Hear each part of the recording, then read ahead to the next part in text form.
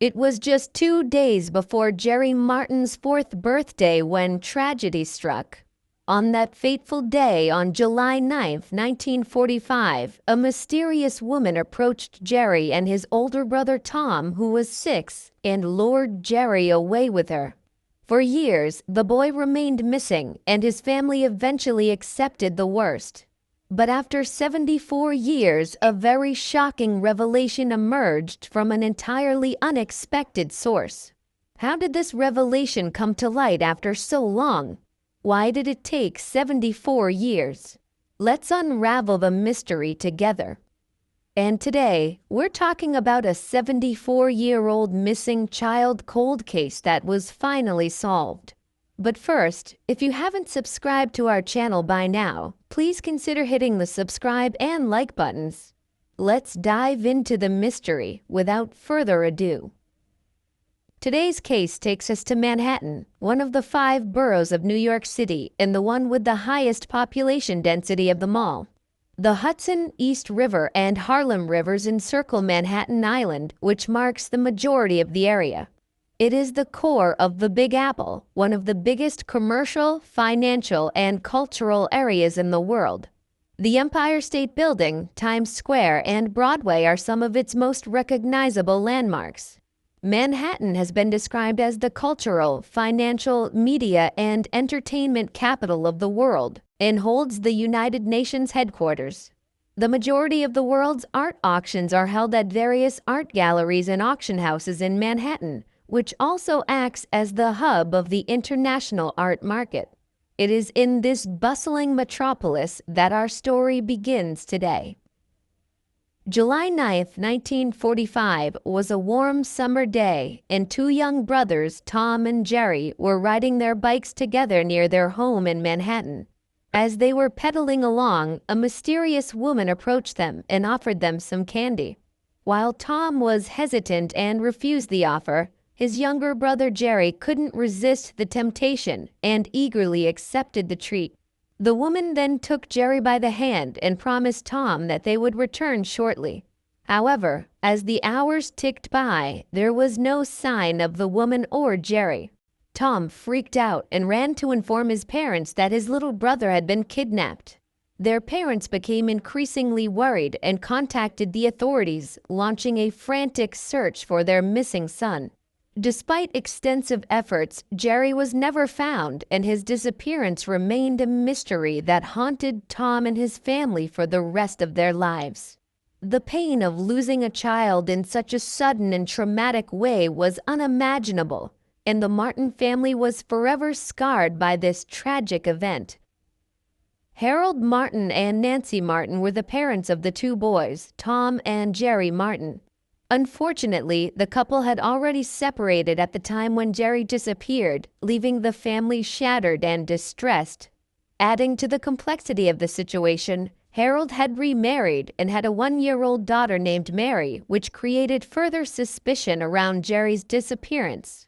Police wondered whether one of the parents had taken the boy due to a personal dispute. Despite the circumstances, Nancy maintained her innocence and insisted that she had nothing to do with Jerry vanishing. Her family stood firmly by her side, never doubting her claims. However, as time passed, the mystery of Jerry's disappearance remained unresolved, and the family was left to pick up the pieces and move on with their lives. Months turned into years, and before they knew it, decades had gone by with no sign of Jerry. The Martin family never gave up hope that they would one day be reunited with their beloved son and brother, but as the years went on, that hope began to fade. Harold and Nancy passed away, leaving their son Tom to continue the search for Jerry. Determined to find his long-lost brother, Tom spared no effort in his quest for answers. When DNA testing came about in the 2000s, he submitted his DNA for ancestry testing, hoping that the results would provide some clues as to Jerry's whereabouts. Tom remained optimistic, even though the search had been going on for so many years. He knew that if there was a chance that Jerry was out there, he had to keep looking. The Martin family's story is one of heartbreak and perseverance. The loss of a child is something that no parent should have to endure, and the fact that Jerry's disappearance remained unsolved after all these years was a tragedy. Nevertheless, Tom's unrelenting commitment to finding his brother served as a testament to the enduring love and resilience of the human spirit. In 2007, a breakthrough came when no one expected it. In order to determine which of her triplets were identical siblings and which was the fraternal sibling, Audrey Bell, a 51-year-old Long Island mother of triplets, bought a 23andMe testing kit online in 2017. Bell was surprised to discover through the 23andMe DNA test that she was not of Italian descent as she had been led to believe by her parents all her life. Instead, the test revealed that her genetic makeup was of Irish, Scottish, and Spanish origin. Audrey was puzzled, especially as her father, Richard Palmadesso, had always proudly identified with his Italian heritage. Audrey asked her parents about the results, but they were also confused, and so she decided to move on with her life. Although Audrey had always been informed that her ancestors were from Southern Europe, the results stated nothing about Italy. Bell, whose maiden name was Palmadesso, was raised in a proud Italian-American family in New York. The thought of not being Italian had never even occurred to her. They chalked it up to a computer error and carried on with their lives. The Palmadessos did not inquire more with 23andMe or conduct any other research until 2 years later. In 2019, Audrey's twin sister, Cynthia McFadden, and their younger sister, Stephanie Palmadesso, took DNA ancestry tests of their own and were shocked to discover that they too lacked any Italian ancestry. Just to clarify the confusion of the sisters having different surnames, Cynthia and Audrey are twin sisters who go by their married last names. When her sister Cynthia chose to send in her own DNA sample to 23andMe in 2019, the story resurfaced. This time, she also received unexpected answers. The information revealed that Cynthia was also not Italian. The sisters struggled to explain what was happening because their father had been dead for 2 years by this point. So they went to the next person they felt could have some information, their cousin Richard Palmadesso, who also happened to have the same name as their father.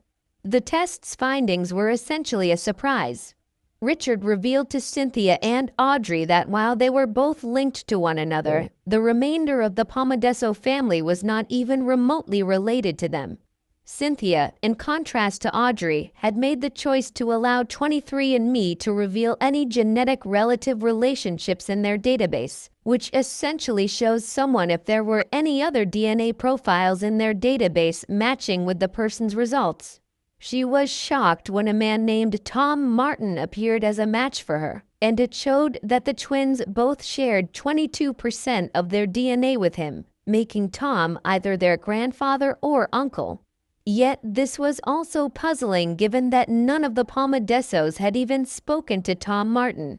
He was 79 years old at the time, retired and residing in Florida.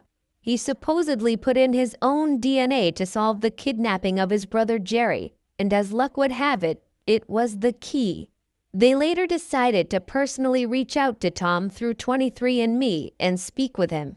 Tom informed Cynthia and Audrey that when he was 6 years old and his younger brother Jerry was only 2 days away from turning 4, Jerry was abducted on July 9, 1945. Tom spent decades trying to locate his missing brother and eventually created a DNA profile. Cynthia and Audrey began to question whether their father, whom they had always known as Richard Palmadesso, could possibly be Jerry Martin. In the present day, it is uncommon for children to be abducted by strangers in the United States, as the cases made up just about 1% of the cases that the National Center for Missing and Exploited Children handled in 2019. However, it is challenging to determine the frequency and details of kidnappings that occurred before the 1980s. It was only in 1983 that the Missing Children Assistance Act was enacted and a national registry for missing children was established. What is known is that during the first half of the 20th century, infant and children abductions occurred frequently, primarily for the purpose of black market adoption, and sometimes directly by women who were unable to conceive and wanted to become mothers. Even if there had been a national database at the time, it would have been difficult to quantify these incidents because families might not have discovered the kidnappings until much later, if at all. With no DNA testing available, families may have unknowingly raised children who are not biologically related to them due to a hospital mistake or a cover-up kidnapping. During the first half of the 20th century, the typical kidnapper profile was a woman who was unable to have children and felt societal or partner pressure to have one. Cynthia, suspecting that Jerry Martin may have been Richard Palmadesso, asked her brother-in-law, who worked in law enforcement, to investigate the cold case. However, the family was informed that the file may have been destroyed in a precinct fire. This New York Daily News article was one of the few pieces of evidence the twins found with details of the kidnapping. As they got to know Tom better, they discovered more similarities and clues that supported the DNA results. After exchanging photos, the twins realized that Tom and Richard had a remarkable resemblance. During their first meeting with Tom in person in 2019, they found out that the similarities did not end there. They were surprised to discover that Tom shared the same interests as their father, such as coconut cake, movies, and acting. Moreover, Tom had some headshots from his younger years indicating his interest in acting. Even though everything seemed to be in order, the question remained. If Richard was indeed Jerry, did the Palmadessos know he had been abducted? Who knew what, and how long had they known? Richard Palmadesso's birth certificate states that he was born on May 31, 1943 in Staten Island to Isabel and Angelo Palmadesso. Prior to his birth, Isabel and Angelo had no children together. However, Isabel, who was in her 40s, had 2 daughters from a previous relationship who were already in their 20s. Despite having 2 grown children from a previous relationship, Isabel, who was in her 40s and had never given birth to a child with Angelo, was desperate to give him a child. Before Angelo's September return from the war, she allegedly grabbed Jerry and brought him to their house in June. Isabel informed Jerry that he was now Richard and that he was only 2 years old, not 4. She altered a birth certificate to have his date of birth set to 1943.